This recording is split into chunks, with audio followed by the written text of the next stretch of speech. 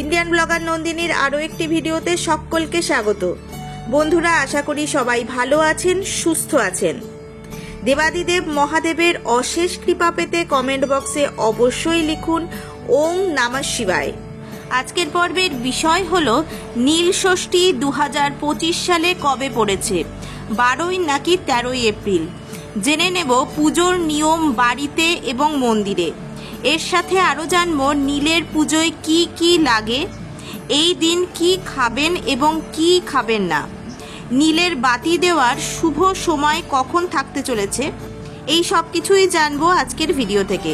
ভিডিওটির মূল পর্বে যাব তার আগে ইন্ডিয়ান ব্লগার নন্দিনী চ্যানেলটিকে সাবস্ক্রাইব করে পাশে থাকা বেল আইকনটি প্রেস করার অনুরোধ রইল, যাতে সকল ভিডিওর নোটিফিকেশন আপনারা খুব সহজেই পেয়ে যান। চলুন শুরু করা যাক আজকের ভিডিও।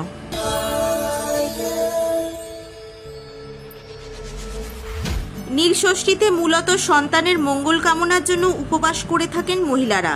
তবে শুধু বিবাহিত মহিলারাই নয়, অবিবাহিত মহিলা এবং অনেক পুরুষও এই ব্রত পালন করে থাকেন নিষ্ঠা সহকারে। গোটা এপ্রিল মাস জুড়ে রয়েছে বাঙালির একাধিক পুজো পার্বণ, যার মধ্যে অন্যতম নীল ষষ্ঠী বা নীল পুজো। এদিন মহিলারা মূলত সন্তানের মঙ্গল কামনায় ব্রত পালন করেন। মহাদেবের মন্দিরগুলিতে ভিড় জমান ভক্তরা। এবার জানবো নীল ষষ্ঠী পূজা 2025 সালে কবে পড়েছে, 12 নাকি 13 এপ্রিল। জেনে নেব পুজোর নিয়ম বাড়িতে এবং মন্দিরে। নীল পুজোয় কি কি লাগে বা নীল ষষ্ঠী পুজোর উপকরণ জানবো, এই দিন কি খাবেন এবং কি খাবেন না। এছাড়াও জেনে নেব নীল বাতি দেওয়ার শুভ সময় কখন থাকতে চলেছে। 2025 সালে বাংলার 1431 বঙ্গাব্দে নীল ষষ্ঠী পড়েছে 13 এপ্রিল 2025, বাংলার 30 চৈত্র 1431 রবিবার।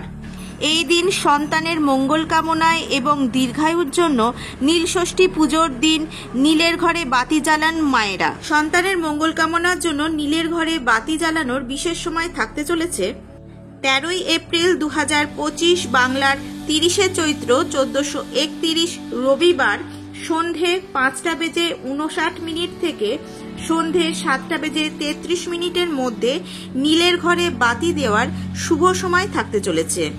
চলুন বন্ধুরা, এবার জেনে নেওয়া যাক নীল ষষ্ঠী পূজার দিন বাবা মহাদেবকে পূজা করতে কি কি উপকরণ লাগবে। পুজোর উপকরণগুলি হলো দুধ, দই, ঘি, মধু, চিনি, গঙ্গা জল, কালো তিল, সিদ্ধি, কাঁচা আম, আকন্দ ফুলের মালা, জবা ফুল, ধুতুরা ফুল, বেলপাতা, গোটা চাল, নীল অপরাজিতা ফুল। নীল ষষ্ঠী পূজার দিন মায়েদের সারাদিন উপবাস থেকে সন্ধ্যাবেলায় শিব বাবাকে পুজো করতে হয়। মন্দিরে গিয়ে পুজো করলে সব থেকে ভালো ফল লাভ করা যায়, তবে বাড়িতেও এই পূজা করা যায়। চলুন বন্ধুরা, এবার জেনে নেওয়া যাক নীল পূজার দিন বাবা মহাদেবকে কিভাবে পুজো করবেন অথবা নীল ষষ্ঠী পূজার পূজাবিধি। খুব যত্ন করে নিয়ম মেনে করতে হবে এই পুজো। সারাদিন উপবাস করে সন্ধ্যাবেলায় শিবের মাথায় জল ঢালতে হবে। প্রথমে পঞ্চামৃত দিয়ে শিব বাবার অভিষেক করতে হবে এবং তারপর গঙ্গা জল দিয়ে বাবাকে স্নান করাতে হবে। বেলপাতা অর্পণের সময় লক্ষ্য রাখুন 3টি অক্ষত বেলপাতা যেন থাকে। এরপর সাদা চন্দন ফুল এবং গোটা চাল দিয়ে পূজা করুন।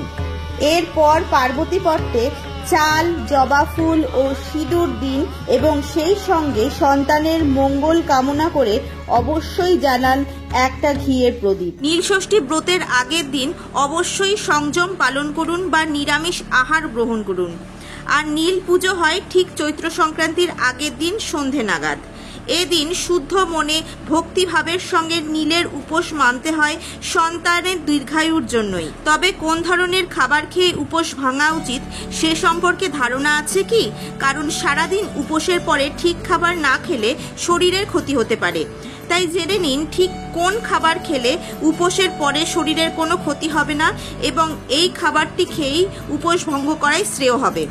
নীল ষষ্ঠী ব্রত পালনকালে সারাদিন উপোস করে সন্ধ্যায় শিবের মাথায় জল ঢেলে বেলপাতা ফুল ও ফল ছুঁয়ে রাখার পর অপরাজিতার মালা পরিয়ে সন্তানের নামে মোমবাতি জ্বালিয়ে প্রার্থনা করতে হয়।